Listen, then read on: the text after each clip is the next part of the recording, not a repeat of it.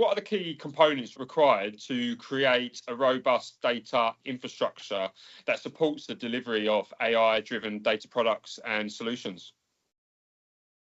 Yeah, no, I love the question. I think there's many ways to answer that question.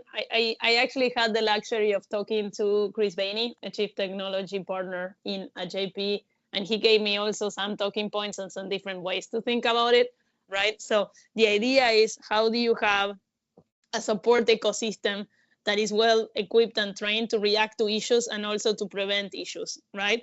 I think that that's kind of the foundation. At the same time, when you think about robust, it can also imply that the platform has to deliver a great client experience. So clients should be able to consume data with ease in a manner that suits them. And so some may use APIs, some may use go-to portal. The data share may be available through Snowflake. And then you would be able to apply, either within the solutions of the products that you're offering, the AI that can help make your solutions even more compelling, as you were asking. Data quality and data governance also play a key role here, right? Because the idea is that the platform should support the right governance. And for that, you need data lineage, data quality. You need to be an SME in terms of understanding the metadata. When can you trust the data? How do you create systematic alerts? The data is accurate or not accurate.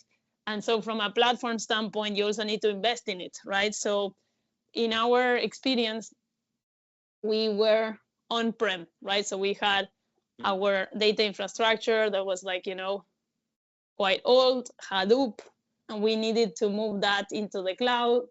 And then kind of going into that direction of thinking about what's the right tooling that supports the right baseline for the right data solutions that you need to build on top of it. And then, of course, adopting the right technologies via AI or whatever else.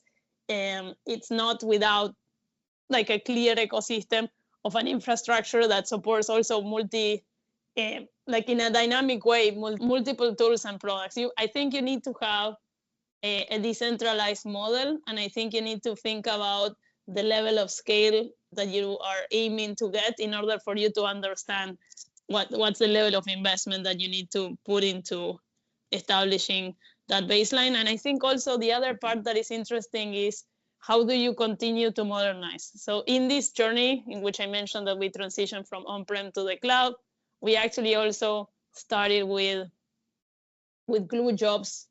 Then we moved to adopting in AWS Redshift, and then we transitioned into moving to the Snowflake cloud, and with an API model compared to a Kafka model. And these are all technical terms, but it's part of a journey around understanding which tech stacks were better suited for our type of product needs.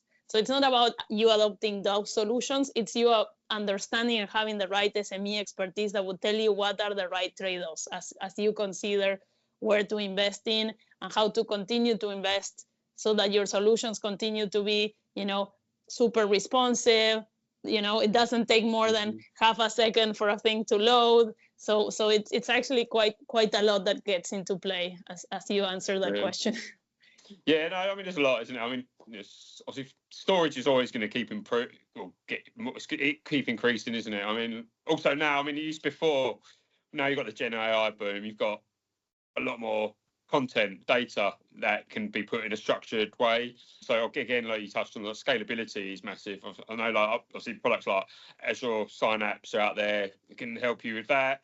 And I think I do see a lot more businesses now are going down using the API route for data integration as well. So we're seeing that across a lot of corporate businesses. Totally. Of course. That also has been, I think, a little bit because you see it in Europe. I do think that PSD2 has been quite a good proponent of the API approach and the open banking situation. Yeah, because I think it's like you touched on, it's a journey, isn't it? Really, there could be a new product out, say next week, and it could be a game changer for a company, and you got to learn to adapt, haven't you, and evolve, because things do change, as sort of we've seen in the past couple of years.